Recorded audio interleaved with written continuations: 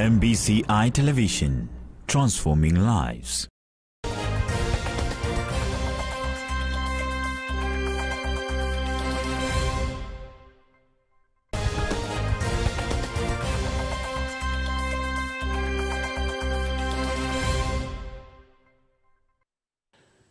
Very warm welcome and good morning. Thank you so much. This is the Mid-Morning Pack. We are so glad that you found time to join us on today's conversation. Of course, you know when it is a Wednesday from 10:30 a.m. to midday, we have the Mid-Morning Show for you where we discuss weighty matters and topical issues in our society affecting us as a society and also as a country. And of course, you can expect that we also have a very, very interesting and robust conversation that we want to have today in this particular program. It's good to see you. My name is Mangicho Mola. I can see Paul Kagi on the other side. A very good morning to you. All right, good morning, Mangicho. How is your day so far? My day so far is good, and we thank God for this beautiful moment that you're having again on this particular show. Good to see you too. Thank you. It's a very beautiful day. You can see the sun is really shining in the morning. Yes. Minus the tear gas, minus the kukuru kakara. We are very happy for this beautiful day, and we thank God because our country is so cool today.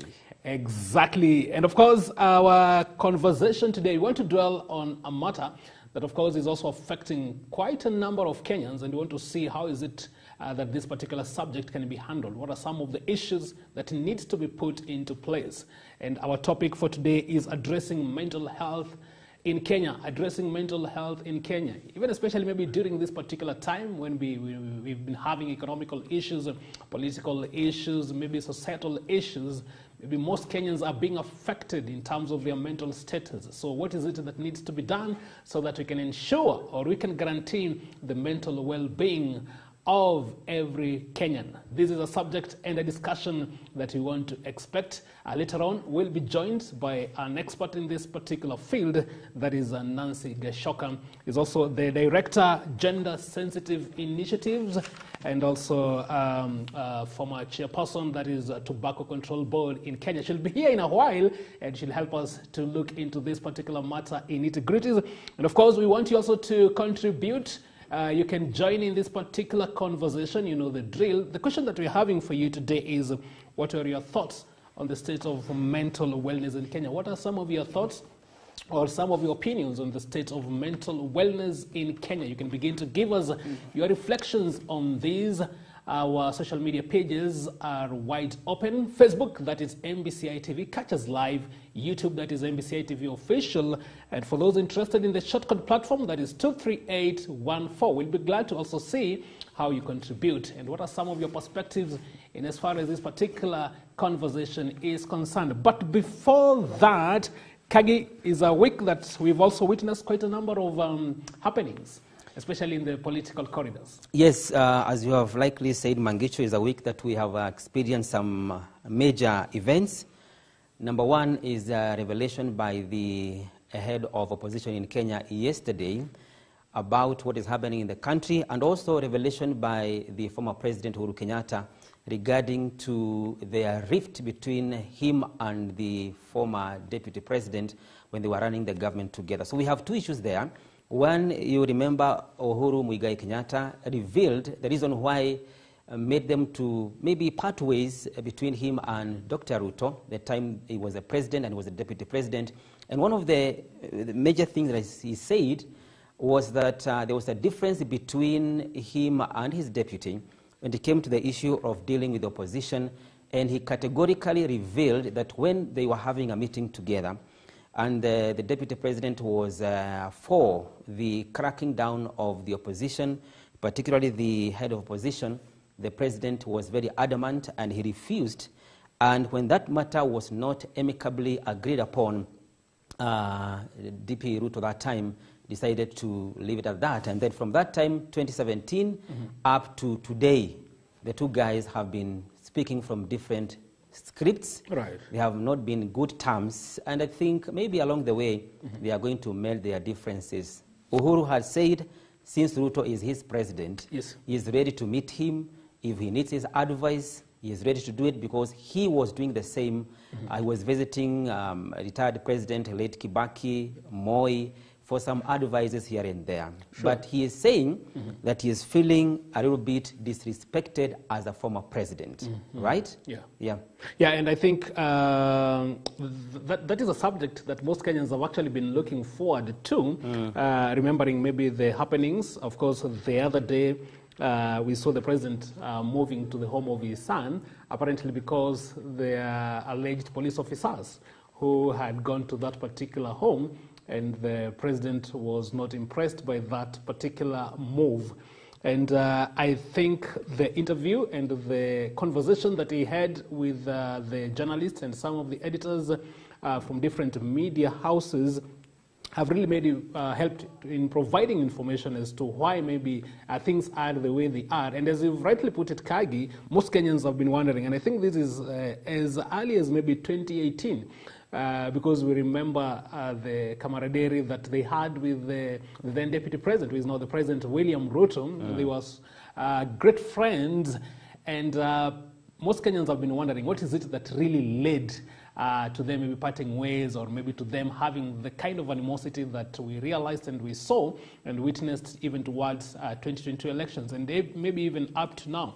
So I think the former president saying and coming up with those revelations, maybe in a way or the other, will help Kenyans maybe to know, but maybe also think Kenyans will now wait also to hear what the president or what President Ruto will also say about why is it that they parted ways, maybe politically, with his friend turned foe, that is the former president, Uhuru Kenyatta. Yes, and because they are key leaders in our country, it's good to know what transpired that time and if they can be able to mend their differences. But the good thing is that Kenyans were kept waiting for, I think, 6 years now, what happened between the two.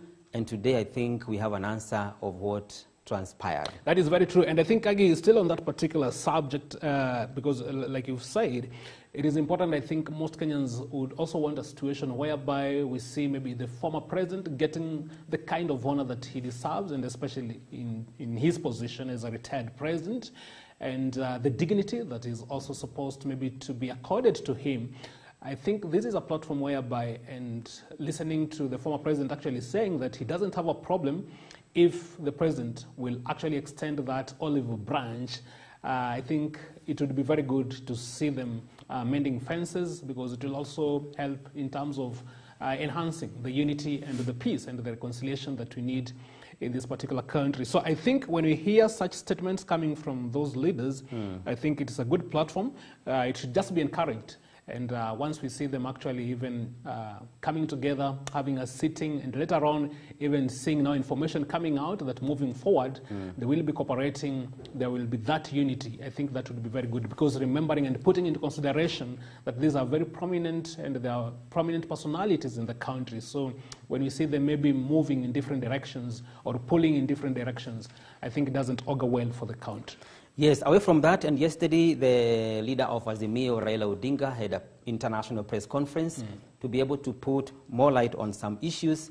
And one of the major revelations he made yesterday was that the president of the Jamhuri ya Muungano wa Tanzania, Samia Suluhu, was in the country secretly to be able to broker a deal between the two leaders, that is the president and the Azimio leader Raila Odinga. And one of the main things that he said was that it was not him who invited him in the country, it was the president himself who invited him in the country. And yesterday, some members from the Kenya Kwanza said that he was not on that mission. And the president tweeted yesterday night and said that he is ready to meet the Azimio leader. And today there was some allegations also he was here for a holiday. We don't know where or what is happening, but no one is denying that he was in the country. Yes. And their main agenda was that he came to be able to bring the two leaders together, right?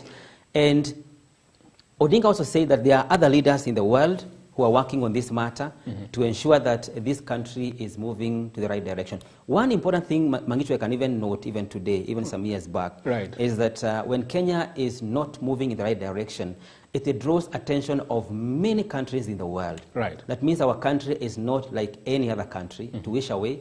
It's a country that really everybody desires to see it is stable. And you know, Suluhu herself declared that due to our political differences and the mandamanos, it has affected our development because most of the investors have slipped to Tanzania, you know, and I think to Tanzania it is a plus for them, though they're not laughing at us, but the economy is growing because of investors. Yes, Kagede, I concur with you. I think the former Prime Minister's revelation again on the coming or on the trip by the Tanzanian President Samia Suluhu to Kenya was equally baffling because, number one, the country had not been informed. Maybe very few Kenyans knew that the President of Tanzania was in Kenya to try and actually mediate between the president and Raila Odinga, and actually to help them maybe broker a deal. So I think that particular revelation,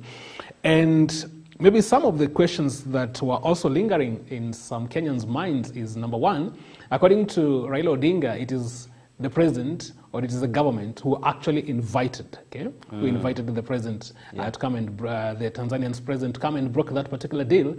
So at what particular point then did the government maybe decide not to continue with that particular process? Because if it is the president and if it is President Ruto and his government who actually welcomed him to spearhead that particular process, so is it a result of maybe some people in the government, or maybe there are those who are not interested in these particular talks, or what is it that had actually happened? But again, like you have actually pointed to the tweet by the president yesterday, and I think this is a tweet that has actually elicited mixed reactions, and most Kenyans welcoming that particular tweet by the President William Ruto, that he has gone to Tanzania, but he has actually said categorically that once he's back, and actually will be back tonight, he's very much ready to meet Raila Odinga. And actually, according to that tweet, one-on-one. So it is like the president is ready to meet Raila Odinga,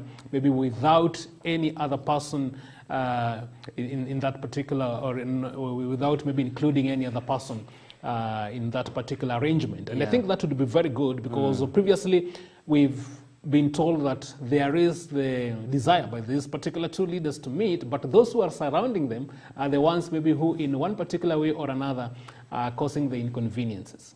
Yeah, and there are two major questions that our Kenyans are asking by yesterday. When we talk about brokering a deal between the president and Azimio leader Raila Odinga, what kind of deal is this? Because no one is coming out clear. Yes. And one guy was trying to joke around and saying that we don't need to broker a deal when it comes to reducing the cost of living.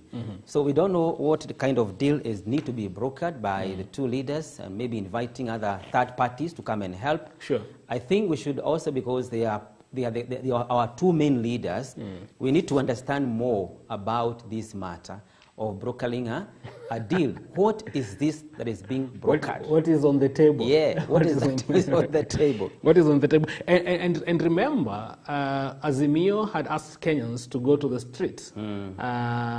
Initially, there were quite a number of issues, but even as we've been continuing, it's like the main issue that has remained, or the one that we've actually been hearing most of the leaders talking about, is the rise, or the high cost, or the rising cost of economy. I think that is one of the key things that we've been talking about. Yes. But of course, we know initially, when they were actually even starting, there was the issue of the server. There was the issue of selection of the IEBC panel. But even according to the Daily Nation, I can see here that they've already said that initially there was quite a number of issues in the list that the Azimio side wanted, like to halt the unilateral reconstitution of IEBC, to respect multi-party democracy, and to audit IEBC servers with a view to enhancing electoral justice. But now they are saying, Azimio now says, the protests are on the high cost of living. So maybe just like you said, Kage, we are wondering if the president or President Ruto was to meet Raila Odinga, would it be that they only want to focus on the high cost of living, or there are other issues? Because I think, again, most Kenyans are worried, or most Kenyans are suspicious that if this meeting or if Azimio were to meet with the government or Kenya Kwanza's side, and the only thing and the only people to benefit are the few leaders in these particular two sides,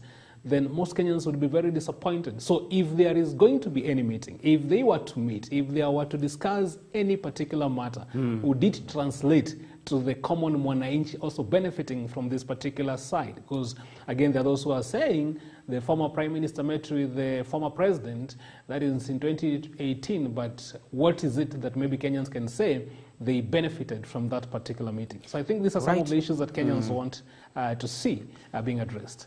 On the same line, the issue of cost of living, there has been a report that, and of course you are aware that we are about to do our harvesting of maize, and we hope that this maize is going to lower the cost of ugali in our country. But one handle that's ahead is that the millers are saying that we are not going to immediately effect this drop of the price of unga because we need to clear the stock first, right? And therefore, the price may a little bit continue to be higher before we receive more stock in our market. Number one, Mangicho, as we're speaking right now, Uganda and Tanzania, they are harvesting their maize there, and they are planning to start importing that maize in our country. And a bag of 90 kgs of maize in Tanzania is at 5,700. In Uganda, 5,400. And of course, this maize is coming to our country. When it comes to our country, I expect this price is going to rise up. And the question remains, because there are areas we're expecting bumper harvest, especially in the North Rift, whether a 90 bag of maize is going to remain high to be able to motivate our farmers to continue doing the farming. Yes, the government did a good job to be able to provide a subsidized fertilizer, but also we need to relook at this matter to ensure that those who want to sell their produce, they can be able to have a good deal, all right? Right. You know, can you imagine a situation where a bag of maize is going to be costing 1,800? It has been like that for many years. You see, from Tanzania, we are getting it at 5,700. So this matter needs to be checked. And we believe by the end of the year, the cost of maize is going to go down. Absolutely. And I think that one cannot be overemphasized, because the most important thing is actually, and I think this particular government, Kagi, is on record as saying that it wants to ensure that the Kenyan farmer is actually given the kind of priority that they need. And this will really help, because I believe that most Kenyans have actually gone to farming. And not just farming maybe for the sake of having their daily meals, but actually even as a way of actually maybe doing business. So I think this time round, it would be very, very disappointing if the government would not actually factor in what is it that the Kenyan farmer will get out of maybe the kind of farming that they are doing. And like you've said, we thank God, because at least we've had rains, especially in most parts of the county, especially the North Rift. So we can see that the crops are doing pretty well in the farm. So when we come to around November, December there, we wouldn't want a situation whereby again the farmer goes back empty-handed. So it is at this particular early stage that the government should begin to look into those particular issues. Some of the other factors that have actually been hindering this particular issue is like what we've always said, Kagi, the importing of some of these other produce from neighboring countries. And yet the Kenyan farmer is saying that they have done quite well in this particular country to produce enough. So it would be very important for the government to ensure that they do well for the farmers in terms of actually buying the produce once the harvest is ready. Correct. Before we look at the issue of alleged police brutality, Mangicho, yes, there was one matter which has really drawn my attention this week. There was a bill which was passed by Parliament to be able to facilitate the village elders. I don't know whether you had a chance to be able to mingle with the village elders down there. I don't know, for one reason or another. Yes. And of course, I know you know how they operate. Exactly. You know, there's a bill which was passed in Parliament to be able to provide a 7,000 monthly allowance to be able to facilitate their work in the village. These wazes really do a good job there. They are the principal assistants of our assistant chiefs Okay. in the village. And this money is going to The help village elders are the viongozi wa mitaa, wazee wa kijiji. wazee wa kijiji. I don't know how you call them. You know, they are the ones that you find in the chief's office. Yeah. When you have a small case in the village, maybe there was a boundary dispute. Okay, okay. Maybe there was a neighbor whose hen went to the neighbors. So they help to mediate in some of the small issues, small differences that may Yes, occur yeah. among people in the villages. So there is going to be a good facilitation, 7K per month. And also they are going to receive a 1K airtime per month. Most Kenyans will It's apply. not a bad deal. Most Kenyans will apply for these opportunities. Of course. There's going to be a scramble. You don't.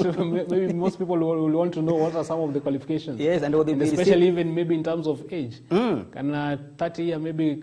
They also receive a 2K allowance per month. That is maybe transport allowance. Yeah. It's not a bad deal. It's not a bad deal. And I think, you know, it is going to help Kenyans desist from being called for or going for the services. Sure. And then you are told to maybe pay 200 or maybe 500 to be able to facilitate anything that you are seeking from that office. It's a good gesture by the government. And in Kenya, we have more than 45,000 village elders. That's a good number, eh? And Mangicho, if you don't know, 45,000. yes, and they are going to take 4.6 billion per year.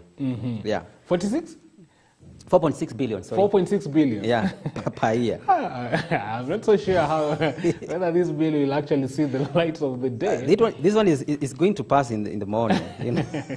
Let's wait and see. But again, like you put it, I think these are very important people in the society, especially at that particular level. And I think it is true. Even some of these issues that maybe we see happening in the village, they don't even maybe need to be taken to the courts. And I know even the courts have actually been advocating for what we can call alternative justice systems. Yes.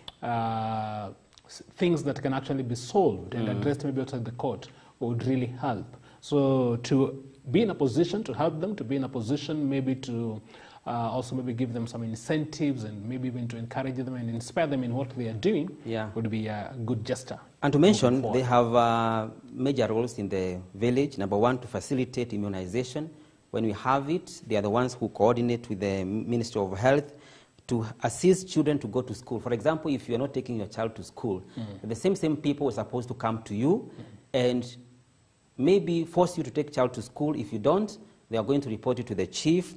They also help to coordinate and promote disaster response and also help to solve land disputes, Nyumba Kumi coordination, and also they help sub-chief in the coordination of the sub-locations. Yeah. So the job description is well put. Correct. That's quite interesting there. And finally, yes. The issue of alleged police brutality has drawn the attention of the Kenya National Human Rights Commission yesterday. They say they are going to instigate some investigations for these allegations. They are saying there has been a lot of police brutality, especially during the demonstrations, which are against human rights. And also there has been some concern from the United Nations, through the United Nations, maybe Human Rights Commission, and also the opposition. They are raising concern. Even yesterday, I had the Law Society of Kenya have put the same concern of the maybe extreme police brutality in our nation. And this matter has really even caught Kenyans unaware. If you look at the social media, people are not comfortable with what is happening. I don't know. I don't know who is supposed to take responsibility. Yeah, I think what we've witnessed, Kagi, in the last few days and also maybe even in the last months, yes, it's actually been just a harrowing experience because I think we've lost more than 30 people. And the reports are saying maybe most Kenyans and even the country would want a thorough investigation to be done to these. Correct. Most people are asking, did the police use extra force that maybe was not necessarily, or it was not necessary, okay, because losing this number of Kenyans actually is not very encouraging. Yeah. And again, the other question that maybe even people would want to find out, is it really true that maybe the police those who actually use this excessive force? Is it that maybe they found themselves in a risky situation and therefore they had to do what they actually did? And I think this is something that we really need, or maybe the country will want to find out. We expect, because sometimes, again, those who are maybe supposed to do this, or maybe those who are supposed to actually work on some of these issues, they tend maybe to be partisan. So we are hoping that the organizations, even if it is the non-governmental organizations, even if it is maybe the government institutions that maybe will be tasked to look into how the police conducted themselves during this particular protest, okay, to give us a conclusive report on whether, because moving forward, it's important that people are made to know, or people are actually informed on what is it that really needs to be done when we face a situation like this as a country. Because I know there are those who will also argue that these demonstrations, they are provided for in the Constitution, okay? But again, we've heard, and of course we've also seen that either there are those maybe who took advantage of this particular protest, and what they did were not what you can actually call peaceful demonstrations, because we witnessed chaotic demonstrations, we witnessed looting, destruction of property, and so on and so forth. Okay, so the police maybe will argue. But of course, now the killings, to me, that is a very big number, and we really need to ask some of these tough questions to be able to see what is it that needs to be done. Yes, there was another matter that is being raised, the issue of detention of some suspects, even beyond what has been provided for by the Constitution, of holding a suspect before maybe bring them to court. It has been raised. There's some guys who have been held for the last 6 maybe days, even without even allowing their lawyers to be able to provide legal solutions to them. It is a matter which has also been raised by many quarters in the country. And of course, by the way, we saw quite a number of leaders, some of who even maybe the kind of issues, or maybe the kind of charges that were leveled against them, they had no any basis. And again, the judiciary was put on the spot, and even maybe some of these other agencies, like the DCI, were also put on the spot. So I think one thing that, of course, as a country, we can rejoice this morning is that the opposition actually called off this particular protest, and I think that is a big relief to most Kenyans, and especially even maybe to the big community. But then underlying this particular issue, there are things that even as these particular protests have actually been stopped, there are some issues that really need to be looked into. All right. Yes. And maybe just one more, Kagi, before we take a short break so that we can come back with our guest for today. The Shakahola issue, I think that is something that has continued also to really disappoint a lot of Kenyans. And there are reports that those who have actually been investigating, and even the hearings that we've also been getting even in the Senate.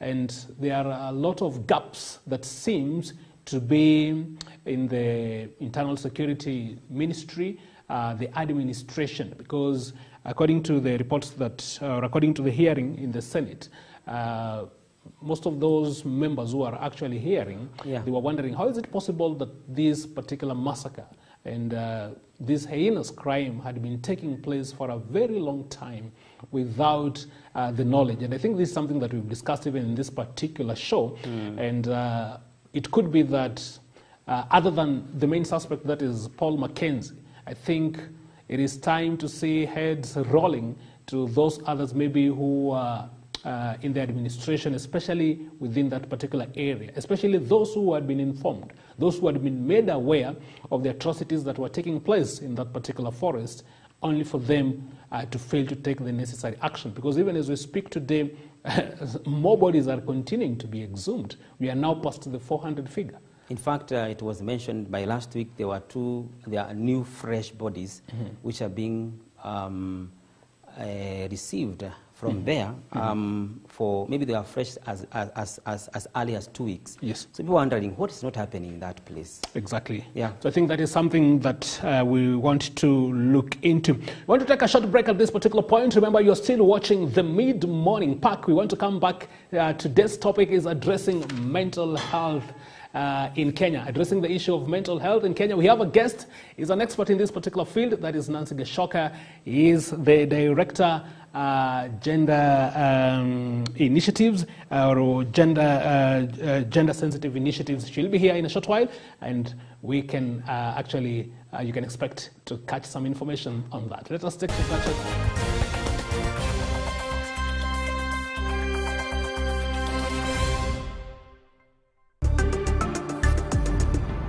MBCI Television, transforming lives.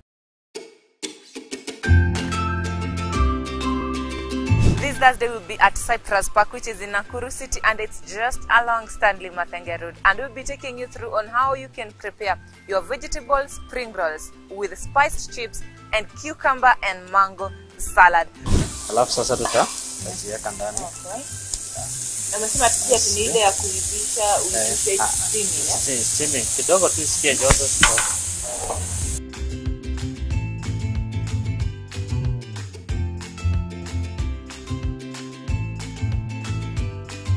So una make sure kama tu samosa hakuna mahali kuna shimo yoyote. So kiroli hiyo moja, you use our paste. Yeah. You make sure hakuna mahali inaweza ingiza mafuta. Yeah. Yes, zishaiva hiyo.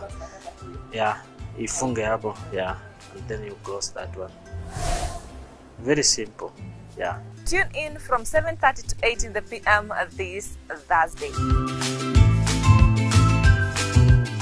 A fire is about to erupt. A new generation is rising because something big is about to happen. Apostle Julius Subi invites you to the Heavens Fire Prayer Summit. Generate supernatural power as you feed it the word of God. The summit will be held at the Nyayo National Stadium from the 1st to the 6th of August 2023. A new wave of the supernatural is hitting the city of Nairobi, Kenya. Guest ministers, Prophetess Cindy Jacobs from the USA says you are going to be one of the first nations. Pastor Robert Kayanja, Uganda. Apostle John Kemani William, Kenya. Kama Mungu amenena atatimiza. Bishop Harrison Keinganga from Kenya. Biguni ni bali na biguni inasemekana si kubwa. Prophetess Francina Norman from the USA. We step into a new era of glory. Remember, the dates are from 1st to the 6th of August 2023 at the Nyayo Stadium. This is an annual convergence of God's army. For more information, call the number on your screen, 0757 223233. Are you tired of searching for the perfect hardware and interior decor solution? Look no further. Introducing Rumish Hardware and Interiors, your one-stop destination for all your hardware needs, right here in Nakuru City. At Rumish Hardware and Interiors, we pride ourselves in offering a wide range of high-quality hardware products, from door and window accessories, plumbing and gutter accessories, sanitary wares, kitchen accessories, power tools, marble boards. We have it all. Whether you are a homeowner, a fundi, or a professional contractor, we have the right tools and materials for your project. But that's not all. Rumish Hardware and Interiors is more than just a store. Our team of knowledgeable experts is always ready to assist you with any questions or concerns you may have. Need advice on which tank to buy or brand of cement? We've got you covered. And the best part? Rumish Hardware and Interior offers competitive prices that won't break the bank. So, why wait? Visit Rumish Hardware and Interiors today and discover the ultimate hardware shopping experience in Nakuru, conveniently located at Lower Bedi Road to serve you better. Rumish Hardwares and Interiors, your hardware solution in Nakuru. MBCI Television, transforming lives.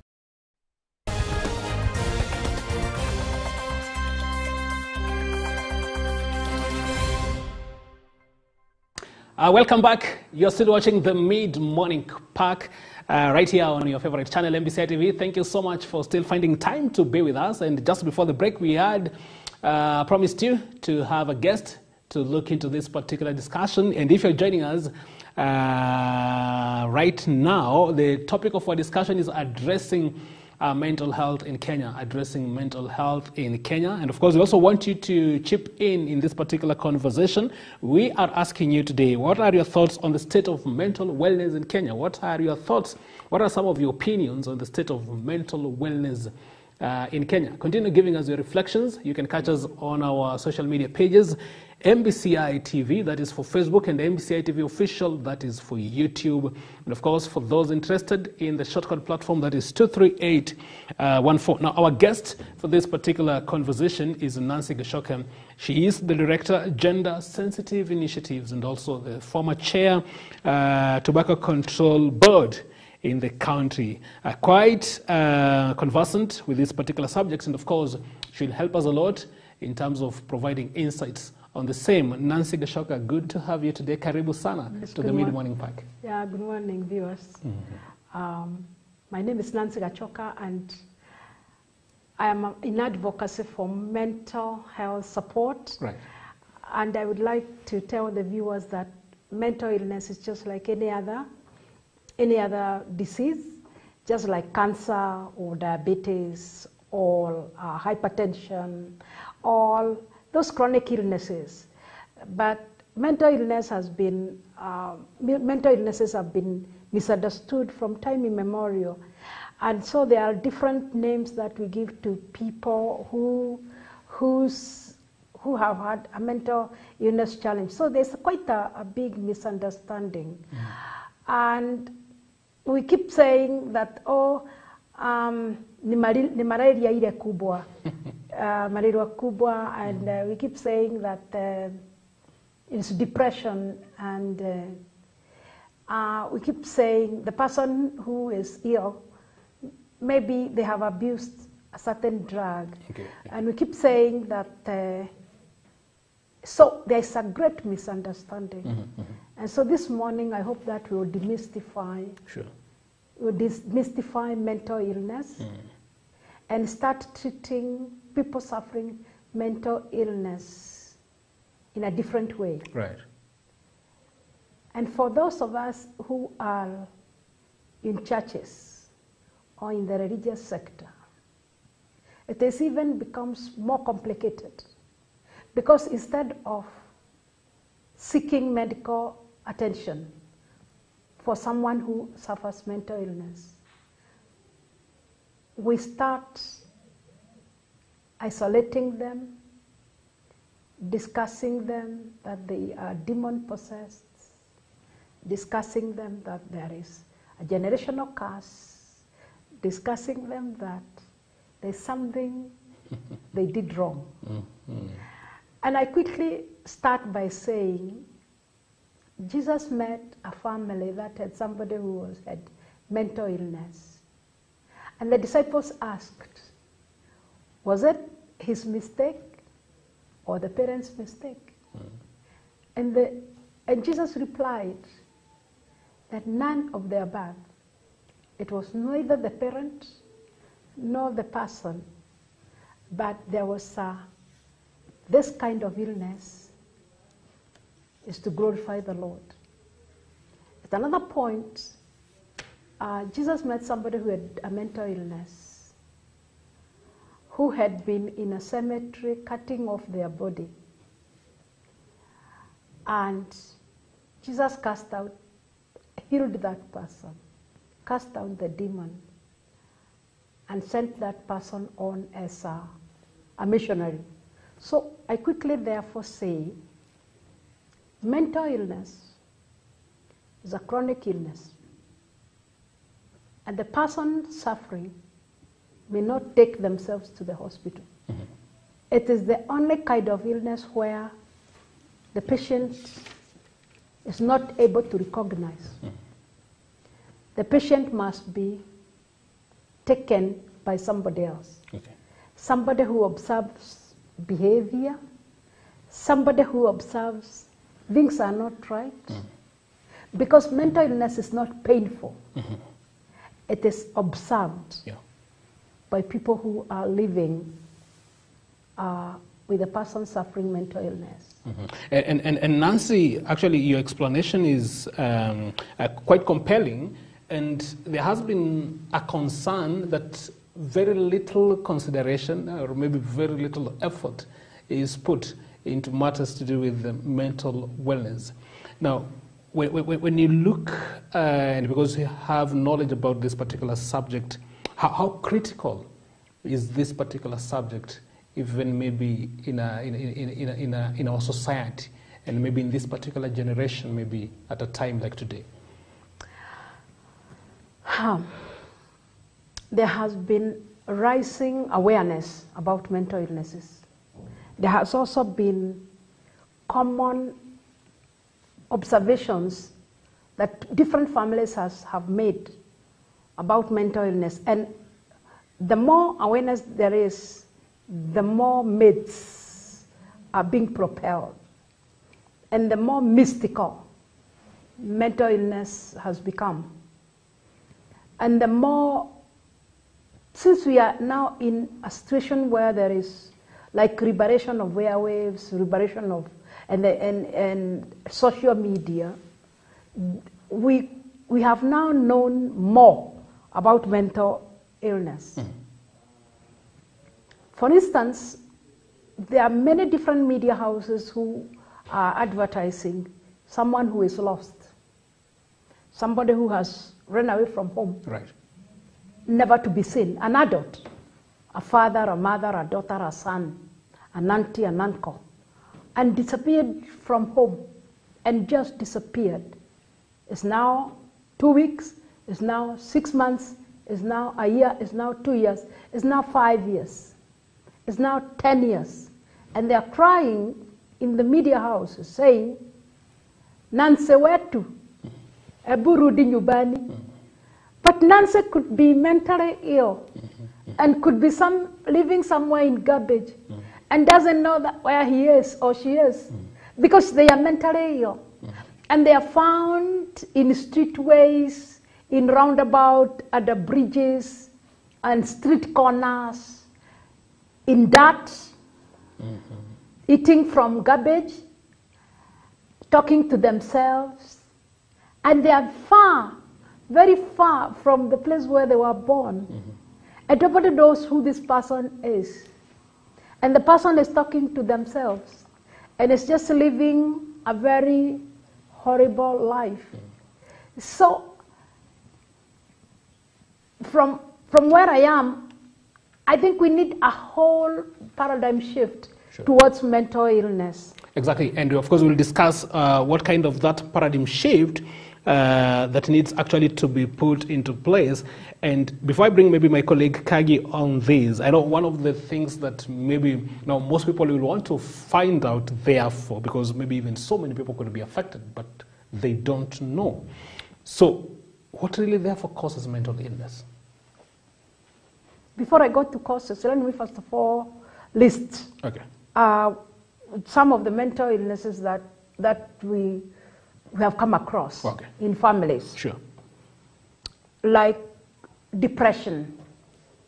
Somebody is depressed, they don't want to wake up into the day, they want just to sleep. They want just to cover themselves, whether it is daylight or night. And some suffer bipolar.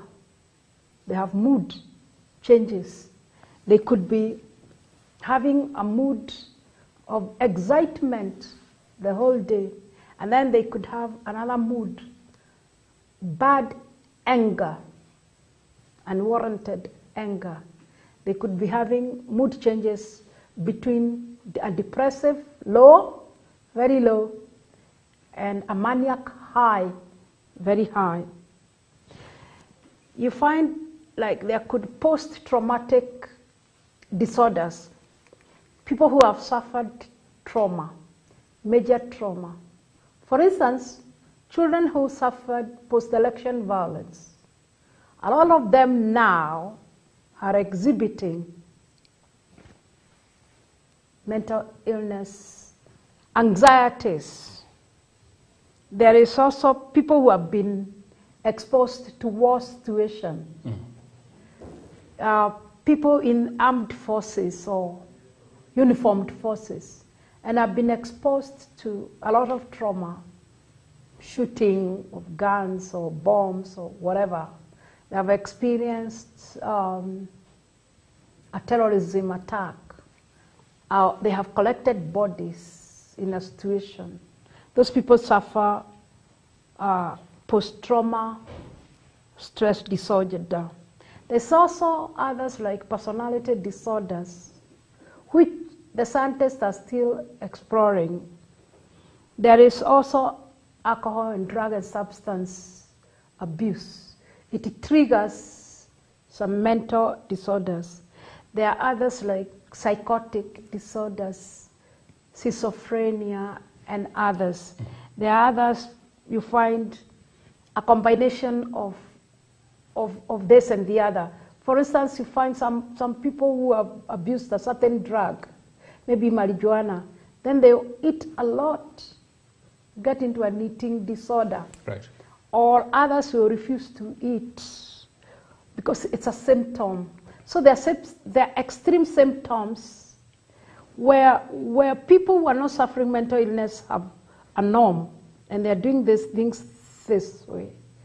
But you could find people who are doing things in an extreme way. And at that point then, there is need to examine whether is a mental disorder that is starting to exhibit itself.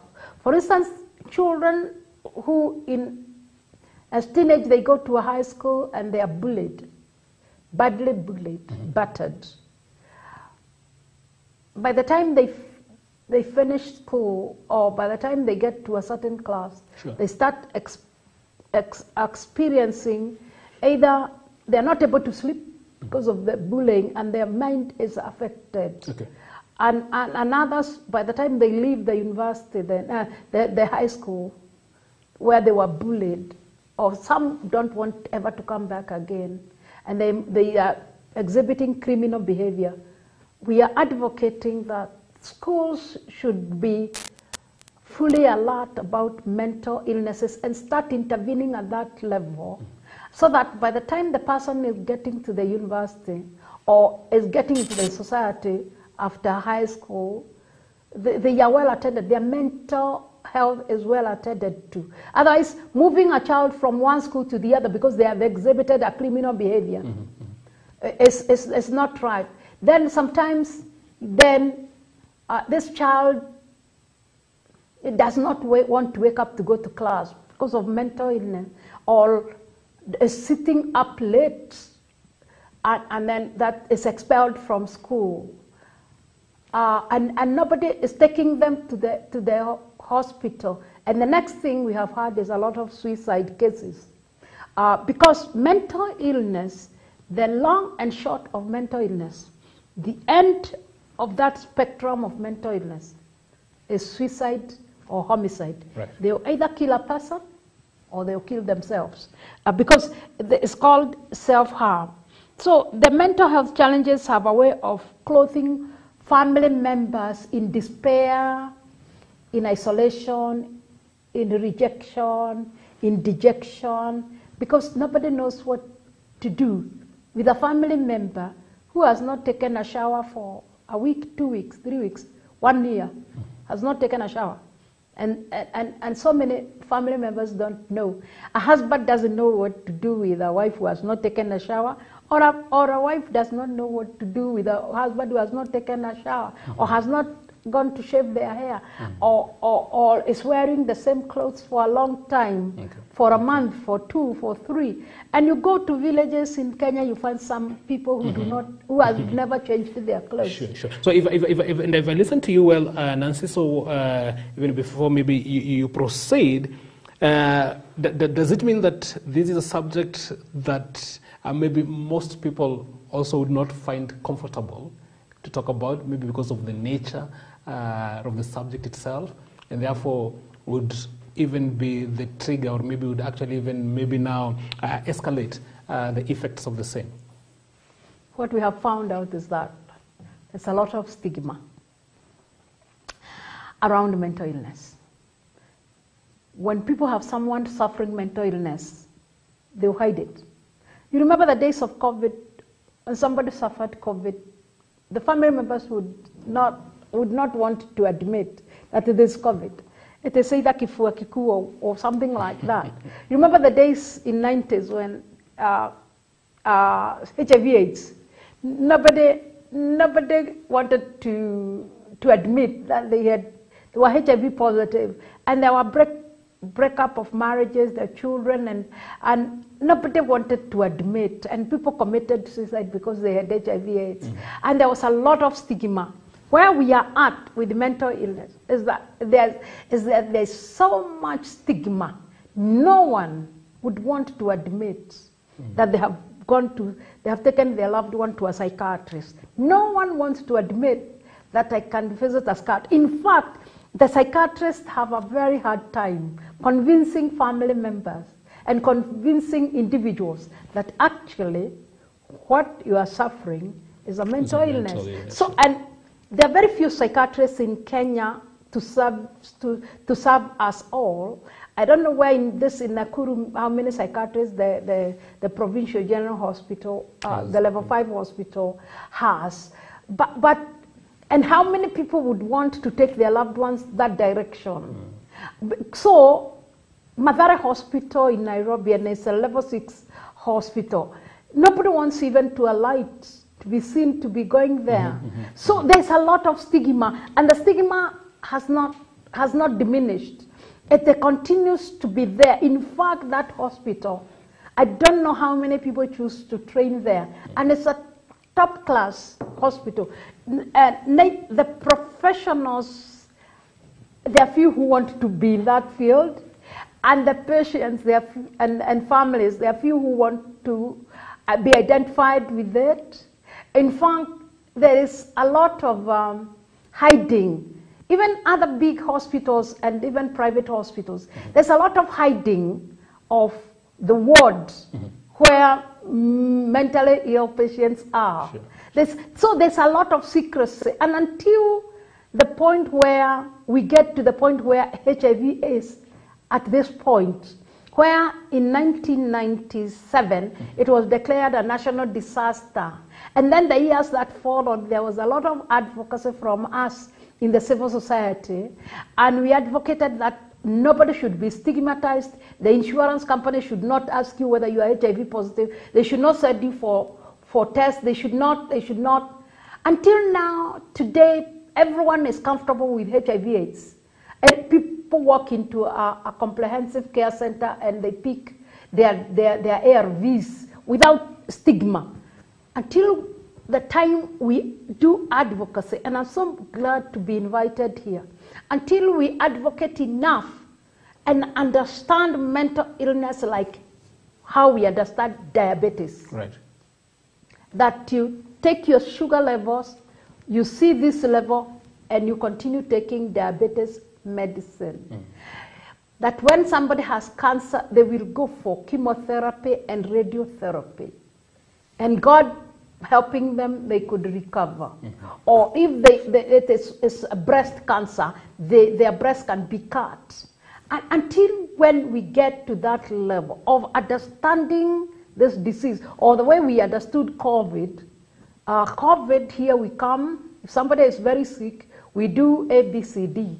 Until when we have ABCDs of mental illness in Kenya, destigmatize it, and then raise awareness in every family that when you see this, when you see that, When you see a husband who is so angry and is battering their wife for no apparent reason, whether they are born again Christian or a pastor or not, until the point we get to that level and see, could there be something else? Or a parent who batters their child so badly, and everyone is asking, why are they battering the child so bad? Or a house help who batters a child. Until the point where we raise awareness and see all these angles and put them together. That's when mental illness will be starting to understand and taking care of the mentally ill among us. Kagi, maybe you can come in. Yes, Nancy, I think I've heard you clearly. It's very elaborate, and I have two concerns. One, because I have heard slightly talking about it, that I want to ask if someone who is a workaholic can be showing signs of depression. Not workaholic in terms of going to Shamba and doing the stuff. Also maybe in an office, you're overworking yourself. Can it be a sign of depression? Number two, out of what you have really told us this morning, I'm asking myself, can a person, can I identify that I have depression and move on to a step of trying to look for a solution? Okay, let me first of all talk about the workaholic. I think it's a terminology that has been chosen, has been discussed, or people have just decided, oh, this is a workaholic. Just like people decide that this person doing this is a hustler. So the word workaholic, I don't know how to put it, whether is somebody spending the night working, or is somebody spending all their time at work, or is somebody who is doing something productive because they have deadlines, because there are differences.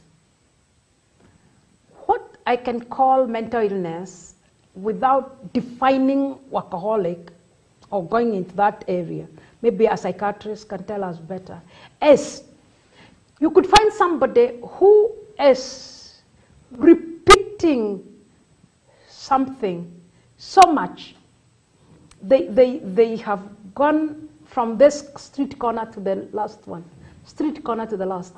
They have gone there 1,000 times. And then they are picking or sweeping some leaves. They are picking leaves, picking even the slightest, and they are carrying them. They have gone back and forth, back and forth, back and forth.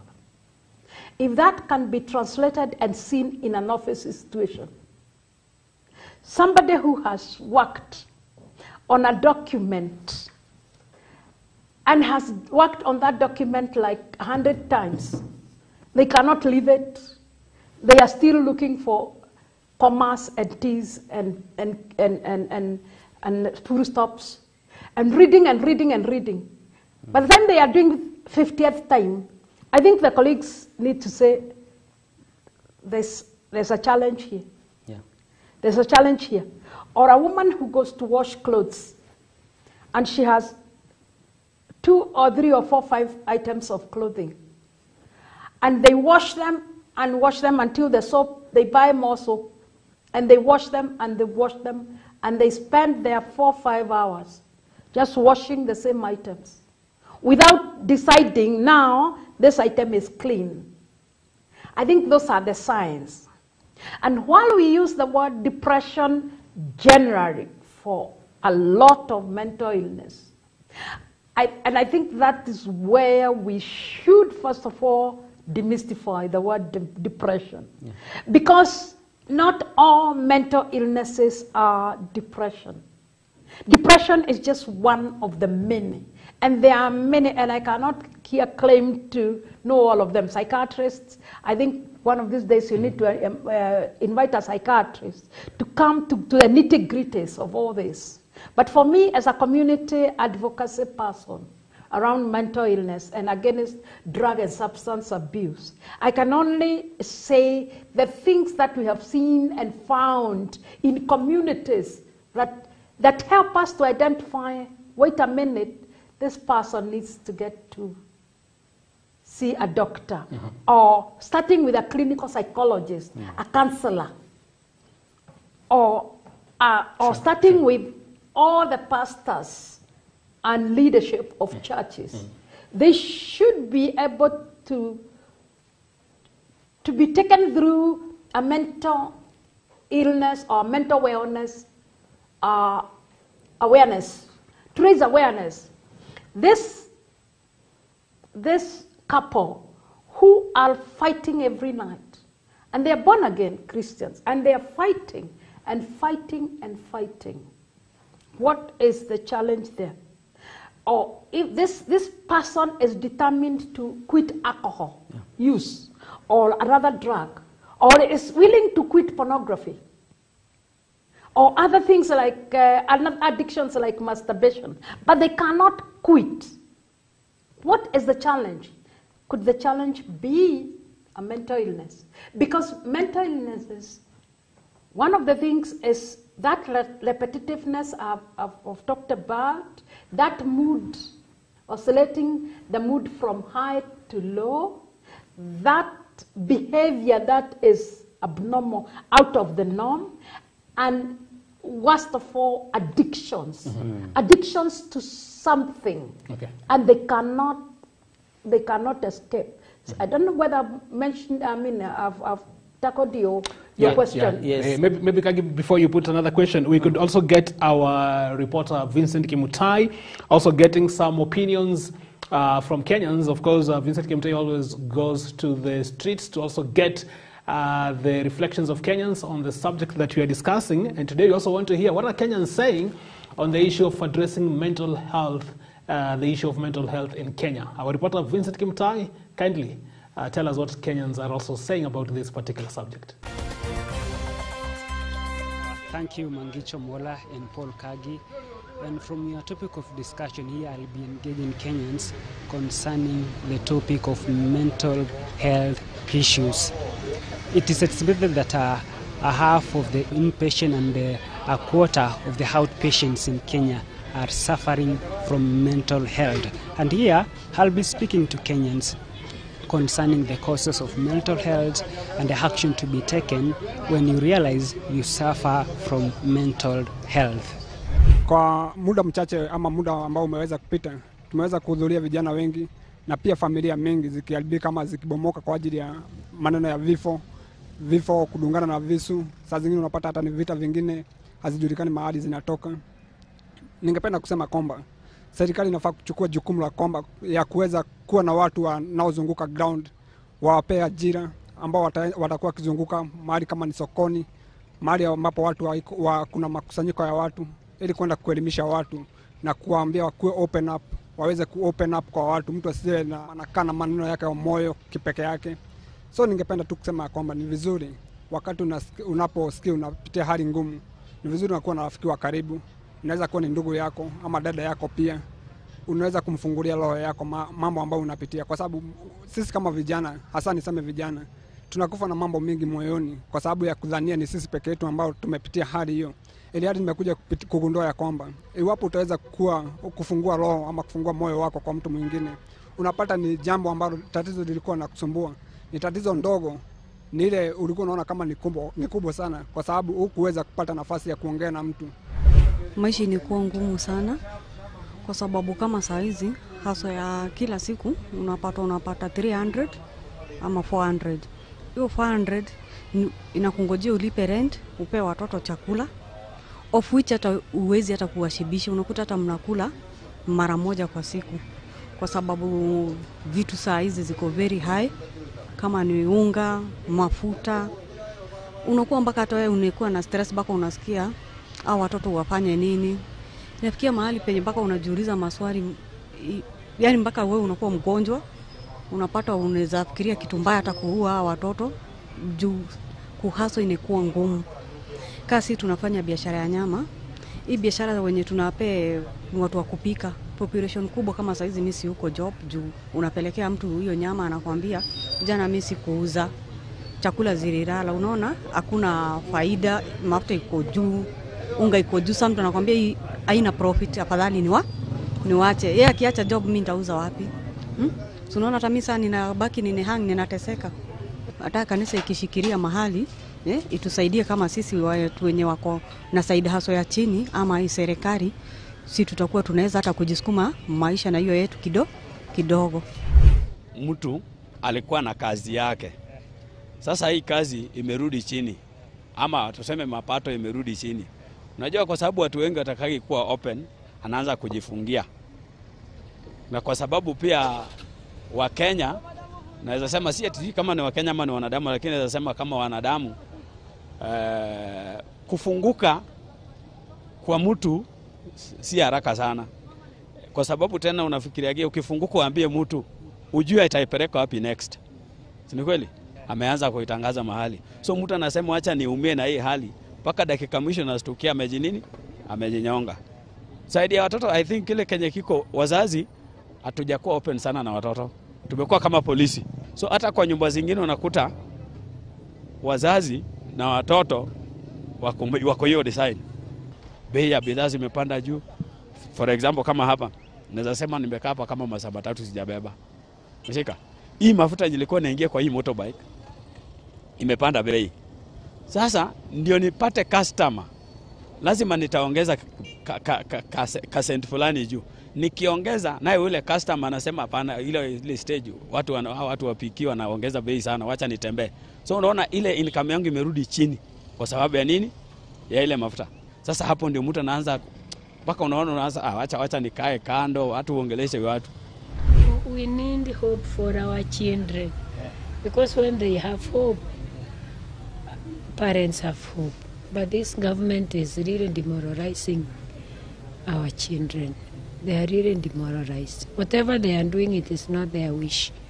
They are being demoralized. Right, left, right, left. Naambia mtoto tia bidii kwa masomo. Masomo ndio mafunguo ya kesho. Akisoma na tia bidii anakuta hata it is even a bigger rock. Because we leaders, we are not giving them hope. And it starts from the top. I don't know, the leadership of this country is going the wrong direction. They are forgetting, kwa maana watoto wao wako sawa, there are millions of other children. When they come to campaign, they give them a lot of hope, tutafanya. What do you think when those hopes are not fulfilled? They say, tawe ni muongo. No, what are we preaching? The blame goes back to the parents. Yes, we know there are no jobs, but you don't have to tell the children, nakupeleka shule tu lakini ni ya bure. Why?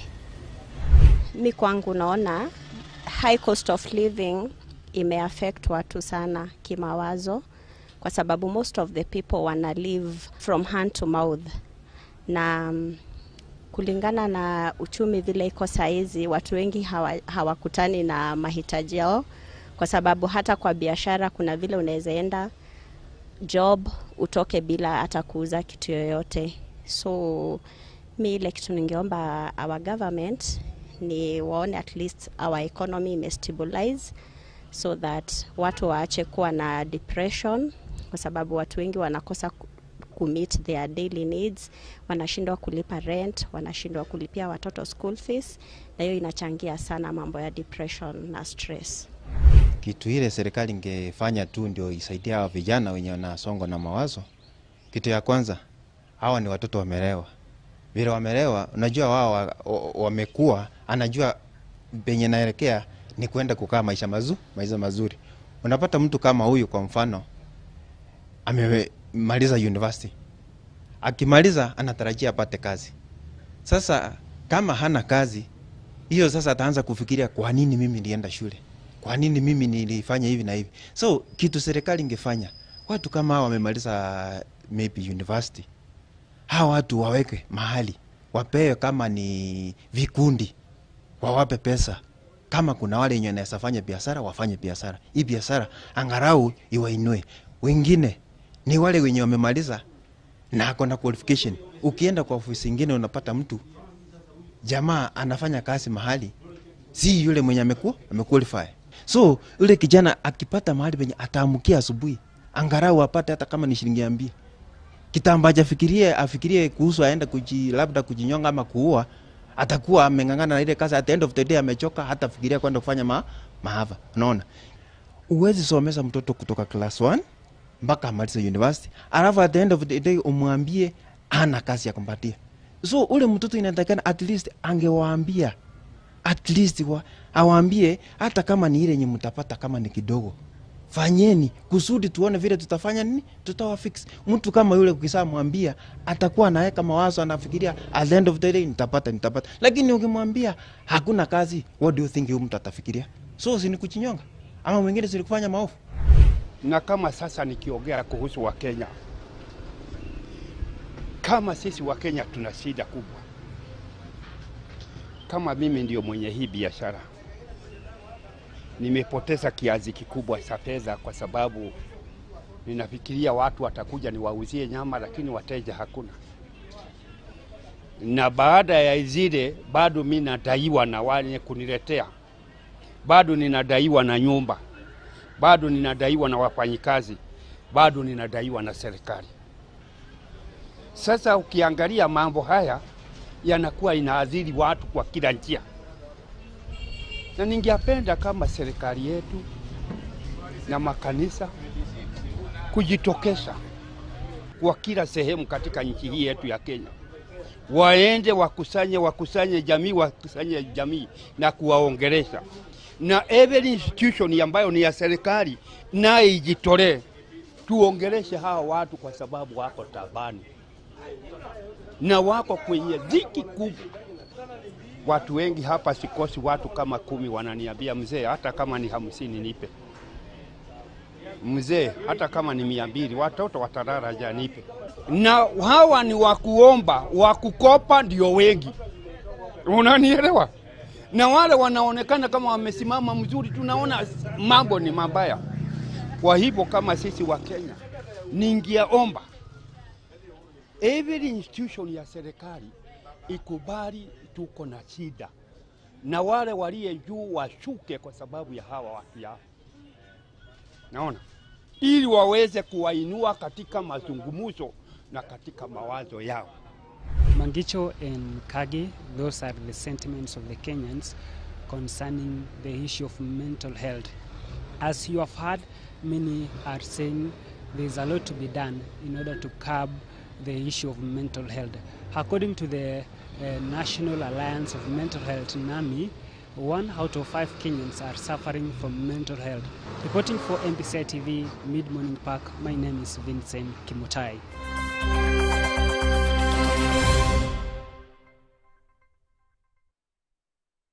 That is a fantastic job there, Vincent Kimutai. Thank you so much. We've had Kenyans there talking and also contributing to this particular subject. And I know, Kagi, you wanted to come in, but maybe just before, Nancy, maybe a quick response from you, from what Kenyans are saying, and especially on the matter to do with economy and relating it to the issue of mental health. Is it that this is a major cause? Yes, I agree.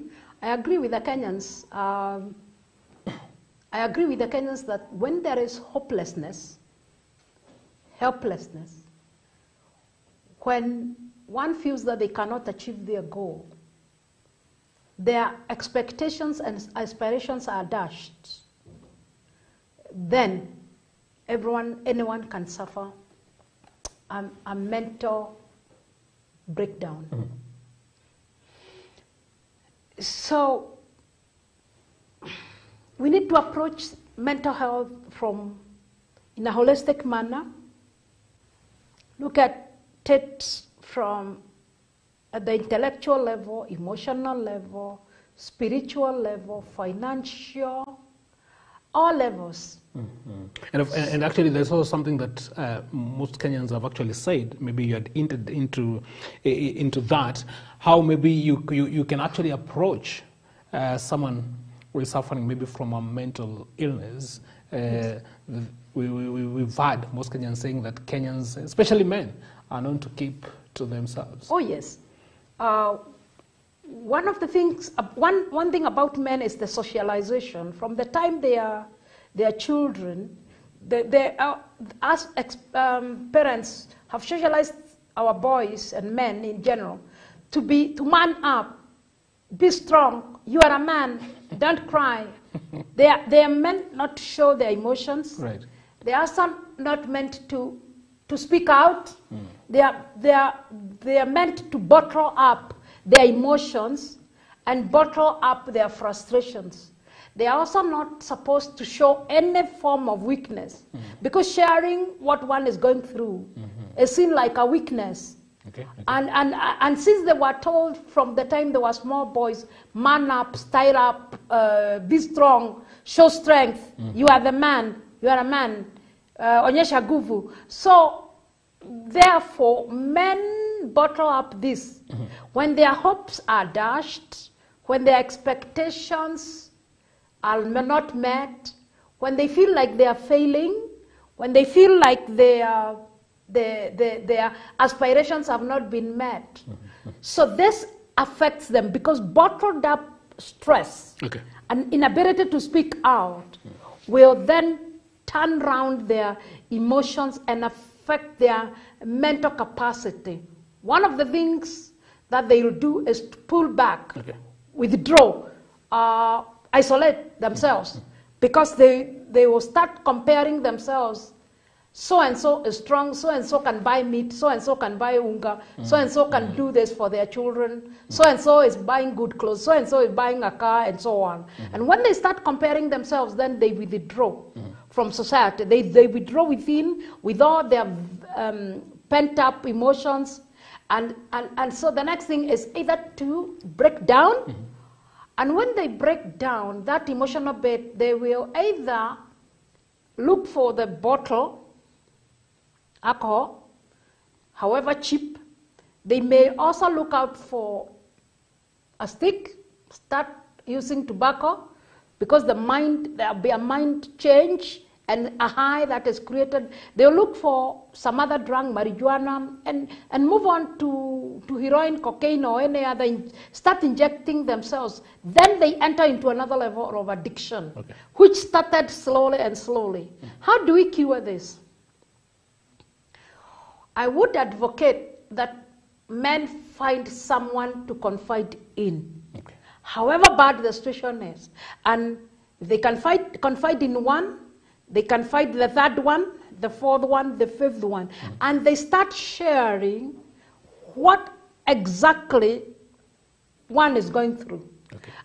And the people around them should also have personal maturity, that they will not condemn.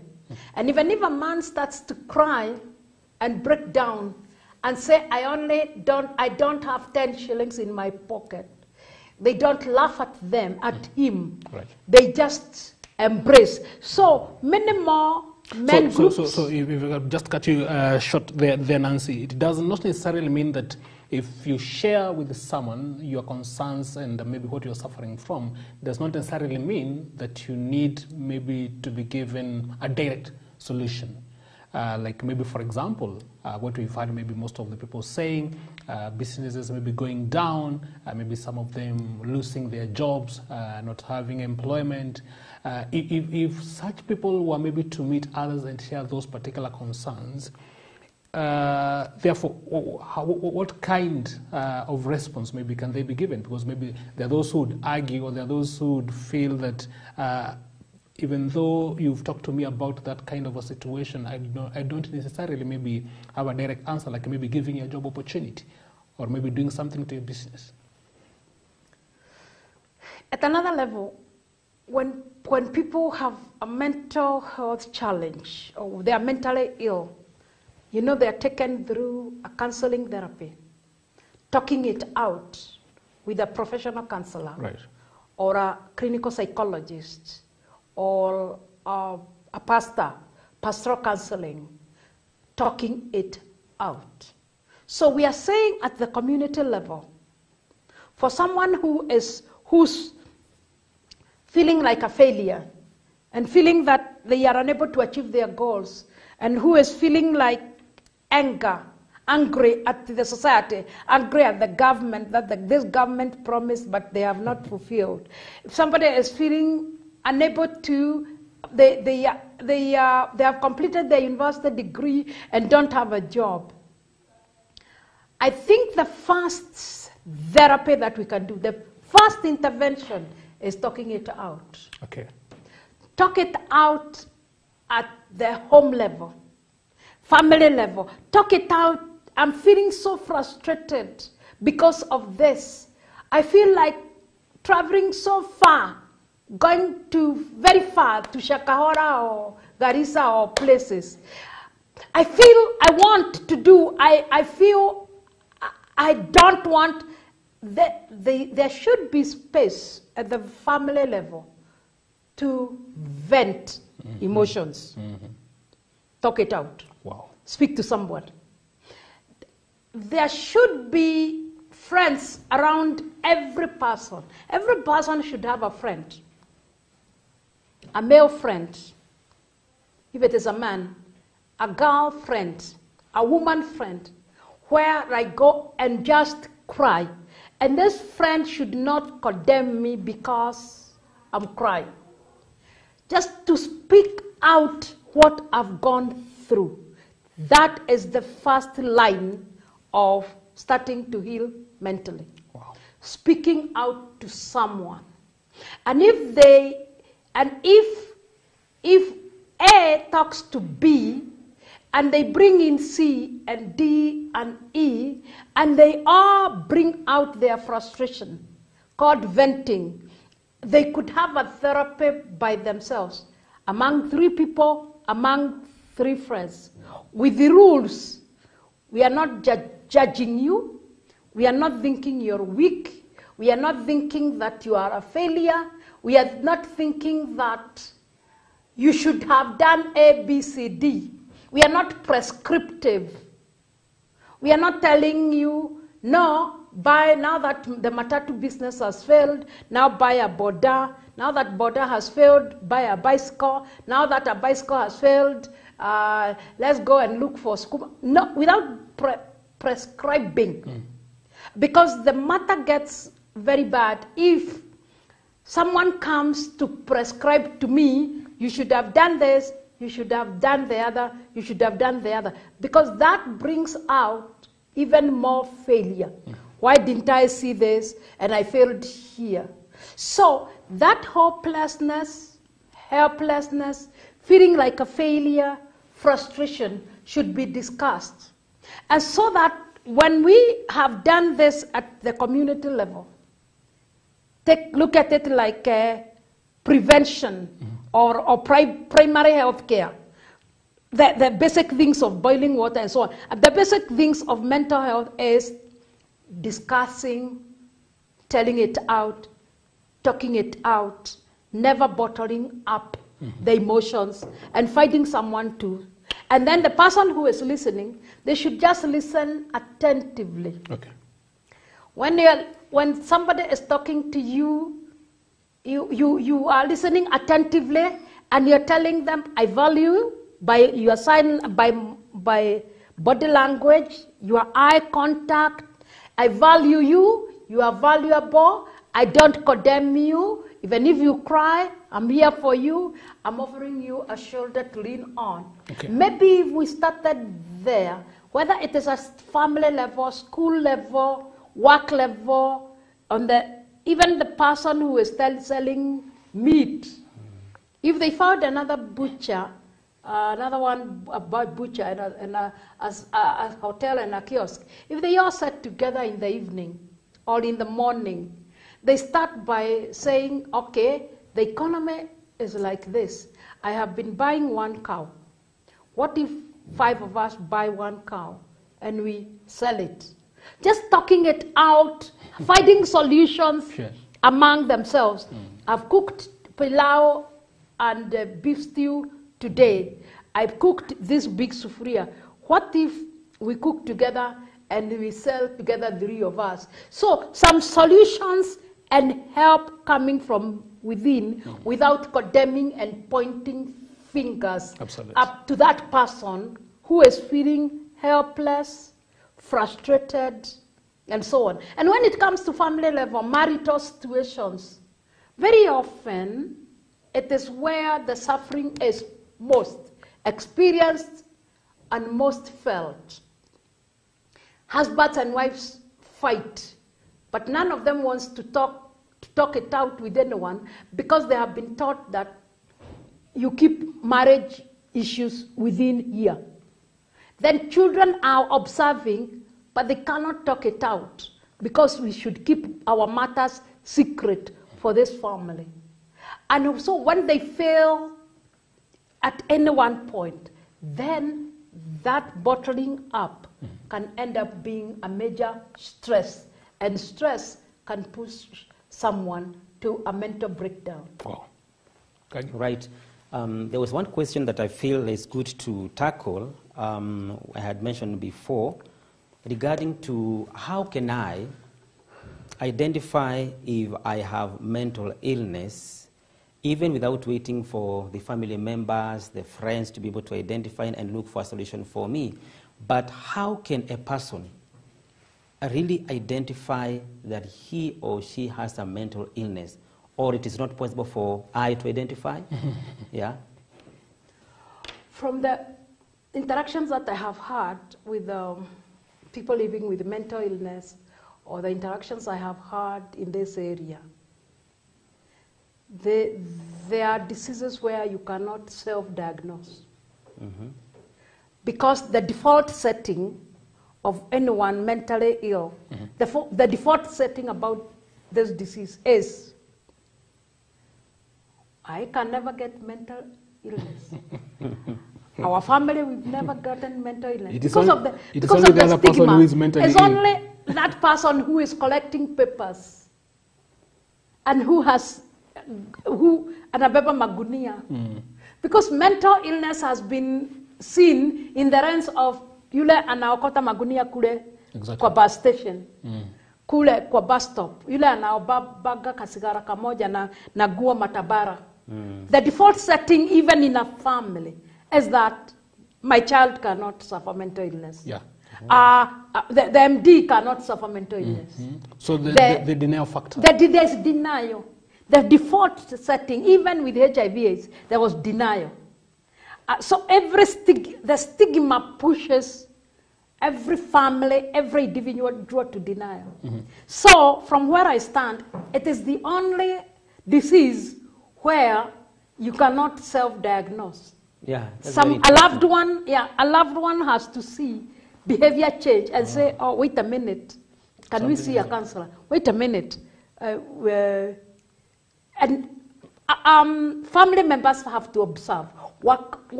Workmates have to observe. Spouses have to observe. There's something here I cannot understand. And that's why I'm saying, Kenyans, tufugue roho. Let's talk it out. That is where the problem is, Nancy. Yes. Whereby, if I cannot be able to diagnose by myself, yes. And we need to rescue this person to be able to see the doctor early enough, at what point then, how are we going to convince this person to go see a doctor to be able to rectify the situation? Yes, we have had that challenge. Because let's go to your workaholic person who is working and photocopying 100 papers of the same thing. And they only needed 10. And the same, of the same sentence. And they are cross-checking and checking and checking. And now they have photocopied 50. And now they have photocopied 100. And they're just checking another T and another I and underlining and saying, no, this is wrong. That person may refuse to, because why are you taking me to a doctor? Correct. So all of us helpers have to find ways and means. I know a family that said, it is important we all go for medical checkup. All of us. Because, you know, this COVID could have left us suffering. Or this, I think our family, we need to be checking diabetes. So there has to be a way of allowing or enabling this person. Because the person suffering mental illness will never admit, even when they have gone to the psychiatrist, twice, thrice, 4 times. It is very hard for people to admit that I am suffering mentally. Okay. I have a mental illness. Even this diagnosis that I had tried to enumerate here, depression, anxiety, post-trauma disorder, or this disorder, that disorder. Even when the doctor says this is the diagnosis, a lot of mentally ill people, they go saying, no, it can't be that one. It could be that one. And like bipolar, you know, people feel, oh, bipolar is easy. Let me say I'm bipolar. Or say, it's malaria ile kubwa. In fact, a lot of people who say the malaria ile kubwa, it was mental illness. And so all of us family members, workmates, colleagues, churches, we then see here, this person was saying, mi nasikia vibaya sana, hizi mizigo ni mingi, nitajinyonga. And when you hear somebody saying, they will kill themselves, they will complete that project, however long. But before they do that, let us take them to the doctor. All this, the Kenyans have talked about the economy. You look at your children, you don't know what to give them in the evening. There's no school fees, rent, dio hiyo, electricity, dio hiyo. There's a lot of pressure. There's a lot of pressure. And so many parents feel if I kill myself and kill these children, shida imeisha. Okay. So let the neighbors be on the lookout. Let us help one another, because it is getting bigger and bigger. This economic pressure is overwhelming. Okay. It is overwhelming not just for people who don't have mental illness, and it will magnify, exacerbate the mentally ill. Somebody who was starting, or somebody who had a predisposition to mental illness. Okay. When this economic pressure is on, it will make it worse. One, they will not be able to sleep. Yeah. Sleep is very important for somebody who is mentally ill. Then two, not meeting their goals. The goal of every parent is to feed their children. That is another level.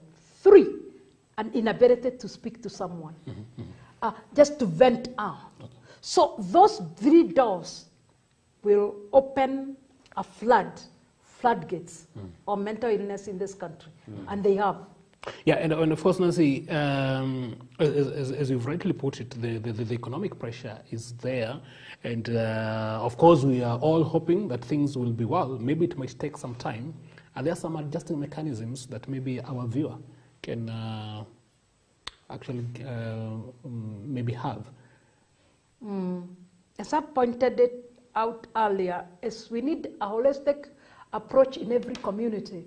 By community, I mean, if you are living in a plot, or you are in a church congregation, or a Bible study, or a cell group, if you are a worship team, if you are, like what we were saying earlier, nyumba kumi, workmates, kijiji workmates, a street with butcheries and kiosks za chakula. It's important, it's very important, like never before now, for people to meet together and talk. Okay. Kufungua roho. A holistic approach where we meet to discuss, of course, to pray, spiritual approach. We need to support one another emotionally, intellectually, financially, with ideas, but as a group.